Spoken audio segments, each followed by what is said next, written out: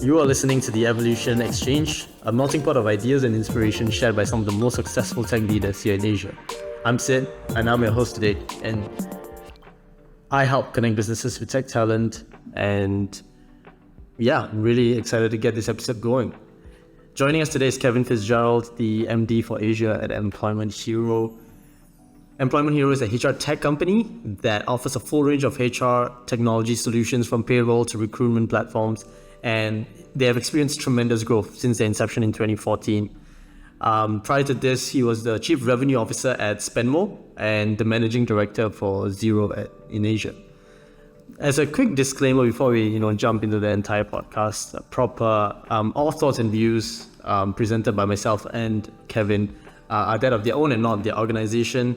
And let's jump into it. Today we'll be discussing the topic of the evolution of the HR function from one that's centered around a lot of processes to one that's centered around people and culture.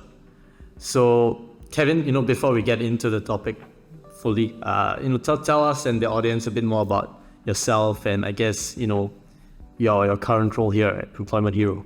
Sure. Thanks for having me. Great to connect a while ago and finally set this up. And hello to everybody listening. I really appreciate your time. I guess for me, in terms of an intro, I've been working since 1999, so that probably gives an indicator of how old I am, but also probably the length of experience, right? And I've worked in Ireland, the UK, Poland, Australia, based in Singapore, but obviously covering Asia. So I've seen a lot of different things and experienced a lot of different things, and especially culture and human behavior. My role at EmploymentHero is to grow the business, and how I usually approach that is ensuring that we have the best people in the right roles at the right time with the best product offering that we can have at that moment in time. Product should always be getting better, right? So we never sell, but people should always be getting better. So that's a big part of the role that I play. Fantastic. So one of the things that's most noticeable nowadays is the kind of shift in mindset that employees have towards their experience in the workplace, right? I think COVID probably had a lot to do with kind of kicking things up a notch. I think previously, mostly it was, the fancy high growth tech companies that were giving, the best employer experience, the best benefits. I think nowadays, people value that part of the experience a lot more, and that's across the board. And you do see a lot of different organizations from, more traditional industries or even the government agencies. They are taking this part of the employee experience a lot more seriously. They're trying to put in a lot more effort to make it better. I guess what's the biggest shift that, you've seen or you've observed?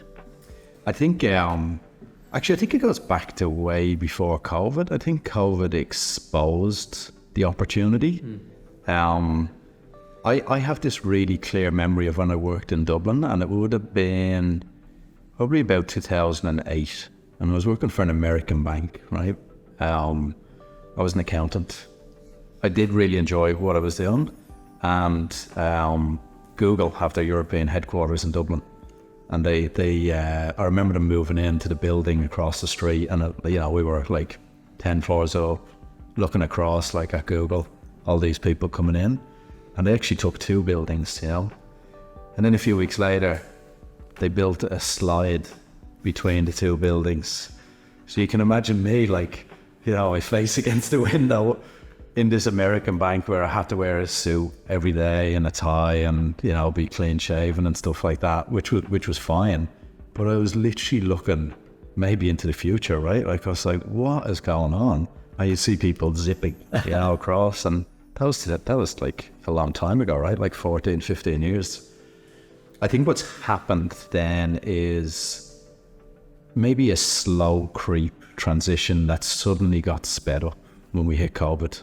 And I think it was really businesses recognizing the obvious thing that people are absolutely critical to the success of the business.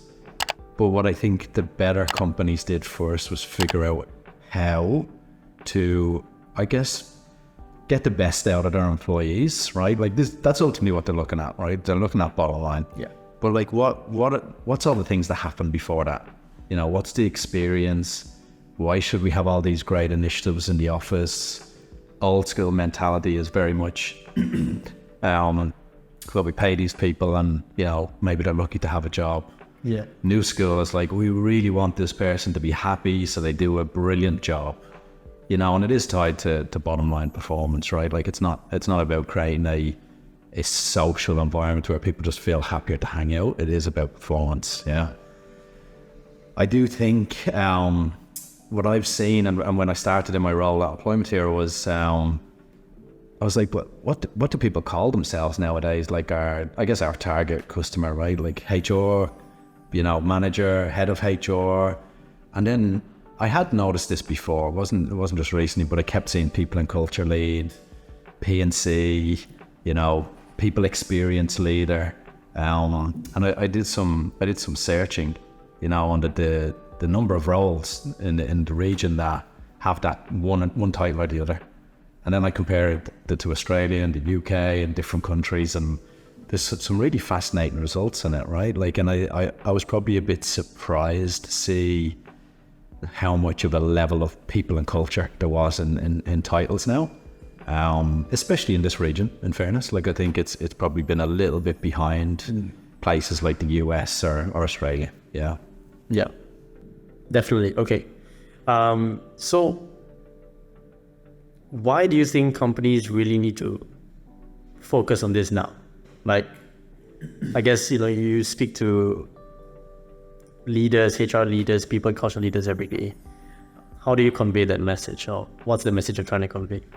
It's probably less about us conveying the message and more us actually understanding their roles more. You know, we really want to hear from the experts, right? Like, and I'd never claim that anybody, you know, in our teams is an expert in HR. We'd claim we're an expert in technology. So we need to understand from those people, like, you know, what are they thinking about each day? What is it the employees are looking for? How do they find ways to measure the performance? Because this is business, right? Like, it's got to be tied back to performance. Yeah. There's a feel-good factor to it, and it can have an impact like across the business in a lot of ways, even talent attraction, right? Like, you know, what do your current employees say to their friends? What do people say about your business externally? How many candidates are you not meeting each year because they don't want to meet you because they've heard something negative about your business? Like, that's an unknown fact, right? Like, so really for us, the message that we're trying to interpret is, well, how can we build the best technology to support the goals that you have with your, I would call it, people and culture strategy? Yeah. Right. Okay. I think it's interesting what you mentioned about talent attraction. I think that's something that obviously as a recruitment company, we understand the value of very well, because I think, you know, every potential candidate in the market has a different way of thinking. Yeah. But I think that nowadays you do definitely see, like, reputation is very important.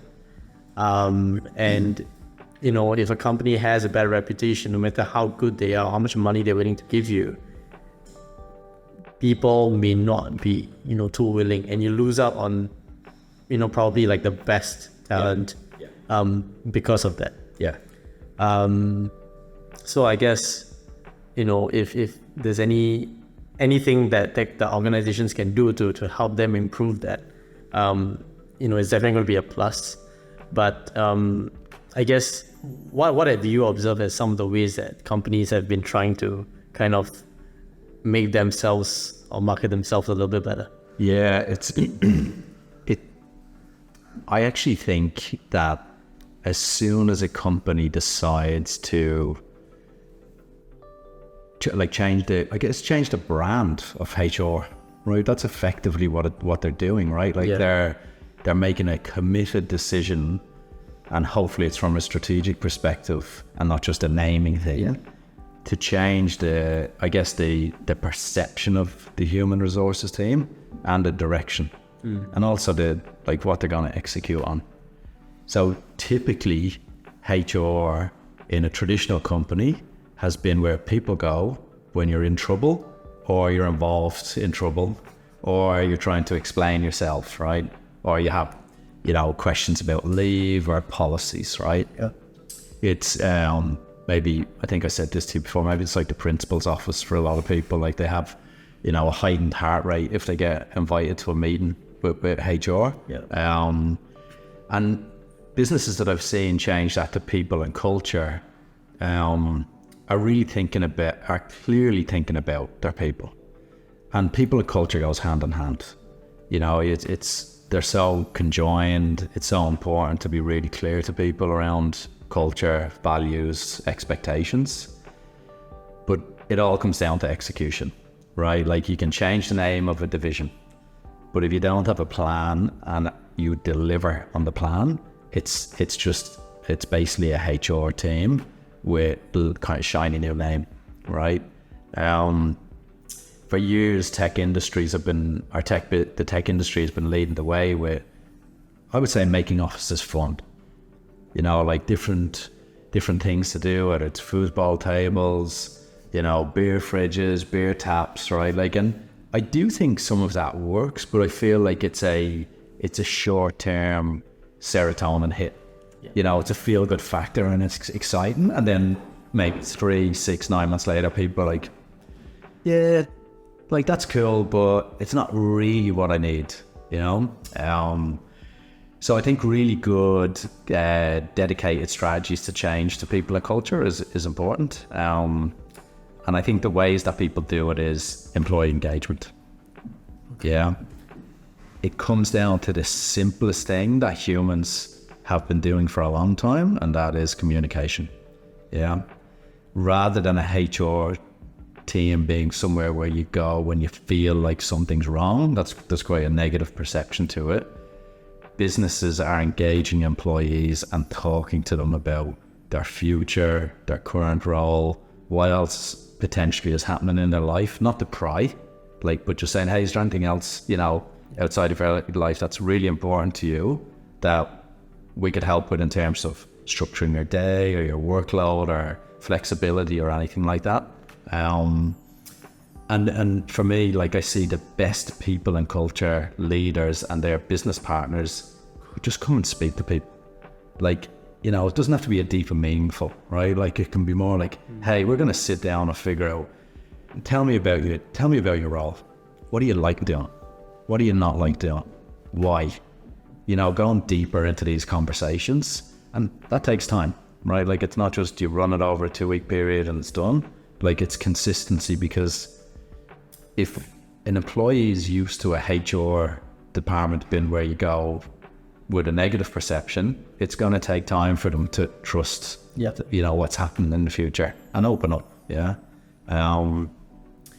So communication is absolutely critical to know what's going on. Yeah. I think it also is really important to set the expectation for the employees. And one thing I do say is to my team, I want to know what you want to do. I want to know what you think your strengths are. I want to know where you want to develop. It's not on the basis that I will be able to give you everything, but I will do my best to figure out what we can do to help you develop. Right. So it's a fair trade-off, right? And I think that's really important to do it, have that expectation. I think the frills that go with a good office, they should stay. I do like it, right? We're a funny remote business. I shared with you that before. We all work from home, but it's nice to be in nice surroundings, right? I am an ex-accountant. I worked in a small office with a small PC, and there was no Macs or anything, right? It wasn't great mentally and visually to go in every day and sit there in that kind of environment, right? Whereas I think if you come into somewhere where it does have the frills and the business is actually investing in that for people, I think there's a psychological positivity to it. Yeah. So I guess on that, right, going fully remote, now you see a lot more companies still bringing people back into the office. Yeah. I guess as a fully remote company or for other fully remote companies, how do you continue with that, continuous engagement? How do you keep up with that? Because for me personally, I found that during COVID, when I was working at home alone, it was very hard to like just keep in touch with people. I mean, it's easy, but at the same time, it's not as easy as just popping over your desk and saying hi. Yeah. Right. So, and some people naturally just don't reach out if they're online. So, I guess you're in that environment now. How do you tackle that? I think the headline would be still figuring it out, right? Like I think the difference with COVID though was we were forced to be on our own, yeah. And now it's more around an employee or the company making the choice, right? Like, and then you actually choosing whether you want to do that or not. I'm pretty certain there's probably people in our business that aren't entirely happy with the fully remote environment, but I'm also certain that we've hired a lot of people who want to be remote, so it's kind of figuring out that balance. So very timely question, because just this morning we had an update from our people and culture team along with our L&D team, learning and development, and it was about performance reviews. And I did want to also set some context for people in the business and say, I personally understand that it's a challenge to network in the business if you're remote. Extroverts will be chatting to everyone and on Slack and doing video calls and maybe doing fun social events with the team online. But there's a lot of people who just don't feel comfortable doing that stuff, right? So it's critical for me that we create an environment where people understand it is important to connect in the business. But if you're finding it difficult, you've got to speak to your manager or a colleague and maybe ask one of them to help, like you navigate and introduce the different people across the business. So fully remote definitely needs a different style of leadership, and it also needs a different style of engagement from employees, because we don't want to lose anyone, right? Like we don't, and you want to be, and I don't mean to lose as in they leave, like I mean left behind with what's happening in the business because they don't dive into communication. They're more waiting to be informed. So it's fascinating. Like I'm really enjoying it because for me it's a challenge as a leader. A challenge that I've not really had before. Like COVID was forced on us, but it felt like that was a different scenario, and it was very, are employees healthy? Are they okay? How's the shock factor? When is this going to end? Style. And this is now, this is actually what we're choosing to do. How do we actually make it the best scenario possible? You're a natural networker, right? Like, in the job that you do, and I've done recruitment as well. I think people that aren't natural at that, like, do find it a real challenge in remote environments. And we got to help them, right? Like as leaders. And I have said it. I've said, look, there is an onus on you, the individual, to make sure you're doing some of it, and we can help with the rest. But don't become kind of caught up in an unnatural silo, right? Like where you just end up on your own, or you know your team, but you don't know people in other teams, but they live 10 kilometers away. Right. You want to go have a coffee, go have a coffee. Yeah.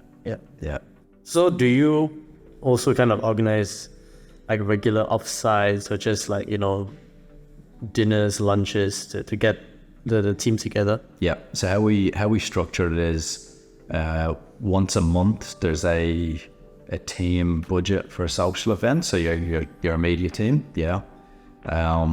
once a quarter we have country level get-togethers, So we'll get, say, everybody in Singapore getting together, or Malaysia or Australia. Even in Australia, actually, it's in different states because it's so big, right? And then once a year, we all go away for 1 week together, the whole company. And there's no work, right? Like there's probably half a day of work of presentations, but like the 4.5 days, that's just, it's actually to socialize with colleagues and get to know people and give people that opportunity to, I guess, build another level of relationship. So this year in September, 850 of us go to Da Nang in Vietnam for a week. Yeah. Very nice. And you don't have to take annual leave. There's also another perk. Yeah. You know, maybe some of your remote colleagues would just stay there for another week to do. Yeah, maybe me. Yeah. Awesome. I have been thinking about it. Yeah. Yeah. It's a good idea. I mean, Hoi An is a beautiful place. Da Nang is also a beautiful place. Right. So Yeah. might be worth doing it. So I guess, you know, looking at other industries, HR folks from other backgrounds, I think if you look at maybe banking, you know, it's a bit more very process driven, very structured. Maybe you look at even way further, like logistics, manufacturing, very traditional industries, right? The HR function usually is just there to execute and make sure everything runs smoothly. I guess, how do we get them to start adopting a similar change in mindset or change in approach towards people and culture? I think firstly they got to figure out what they're trying to fix. You know, like, is it appropriate for them, you know, to have a big change? Because it would be unwise to say everybody should have the people and culture leader now. Some industries might just not need it, right? Like, you mentioned, say, manufacturing. Like that is a very different operating environment than a white collar job. Yeah. And I think when I speak to HR managers and leaders in those businesses, it is very much around keeping everything really tight, keeping the direction of the business really tight. There's a lot of interpersonal management, you know, like factory workers, very much shift driven. And I think for them, without having ever worked in a business like that, like, it'd be unfair of me to say what they need, right? So, but I'd say that they need to figure out like what they actually think would be an improvement. Yeah. But I don't know if all industries would change. You know, if we were around in 100 years, like, would the term HR be gone, and would it all be people and culture? I don't know. Right. Right. Similar goes for banks, you know, like, very regulated environment. You know, I know banks now are probably looking at like the fintech startups and saying, well, hang on, are these guys cooler than us? And they're trying to take our customers as well. Like, what's going on? But I do know plenty of the banks actually, even locally, like, there's very strong culture and people and culture leadership initiatives and programs. And yeah, again, same thing. What are you trying to solve? Yeah. Right. Like, no point just changing the name or making the statement that you're going to suddenly focus on people and then you just don't do it. Yep. Or you don't know why you're doing it, because you set out on any pathway of a strategy, not knowing why, what's going to happen. Yeah. Not much, right? Yeah. That makes sense. I think what could be an observation from my end is like companies, organizations, or industries that are a lot more people intensive or human capital intensive. So people are the main resource, knowledge. Getting the best out of them is the primary goal, right? And so for them, having the people and culture function to really drive that is useful. So tech, people are building products.